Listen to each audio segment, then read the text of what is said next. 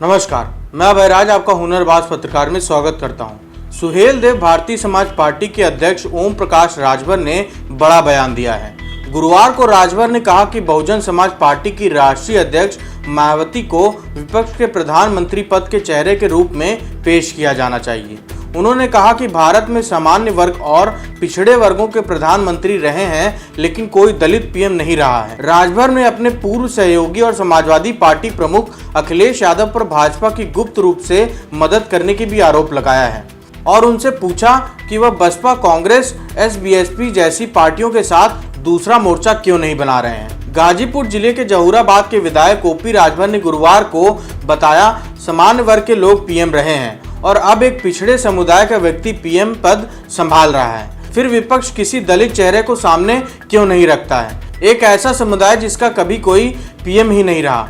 मायावती से बड़ा कोई दलित चेहरा नहीं है।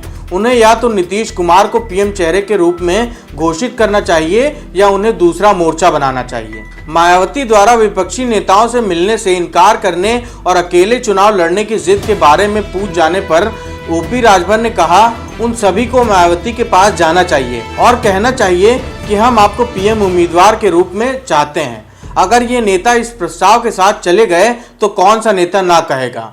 विपक्षी नेताओं द्वारा इसका प्रस्ताव क्यों नहीं दिया जा रहा है? ओपी राजभर ने आरोप लगाया कि अखिलेश पिछले दरवाजे से भाजपा की मदद कर रहे हैं क्योंकि वह केंद्रीय जांच ब्यूरो और प्रवर्तन निदेशालय से डरते हैं। उन्होंने कहा, अखिलेश यादव ने घोषणा की कि वह अन्य नेताओं के साथ तीसरे मोर्चे के गठन पर काम कर रहे हैं। वह दूसरे मोर्चे के लिए काम क्यों नहीं करते? उन्हें भाजपा से आमने सामने की लड़ाई के लिए मोर्चा बनाना चाहिए। यदि आप तीन नेताओं ममता बनर्जी, केसीआर और अरविंद केजरीवाल का उल्लेख करते हैं तो ये तीन नेता अखिलेश के लिए यूपी में कितने वोट जुटा सकते हैं?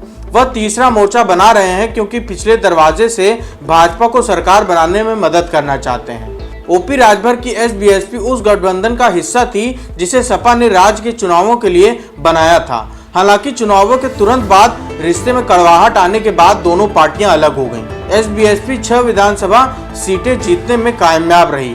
राजभर ने यह भी कहा, उन्हें अखिलेश यादव, राहुल गांधी और सोनिया गांधी से मिलने जाना चाहिए और मायावती से भी मिलना चाहिए। इन नेताओं को पीएम उम्मीदवार की भी घोषणा करनी चाहिए। मैं राहुल जी और अखिलेश यादव जी के बयान देख रहा हूं। सपा प्रमुख कह रहे हैं कि वह बसपा, कांग्रेस या अन्य दलों के साथ गठबंधन नहीं करेंगे। इसका मतलब यह है कि वह बीजेपी को वॉकओवर देने के लिए तीसरा मोर्चा बना रहे हैं। पूरा देश जानता है कि दिल्ली का रास्ता यूपी से होकर जाता है। धन्यवाद।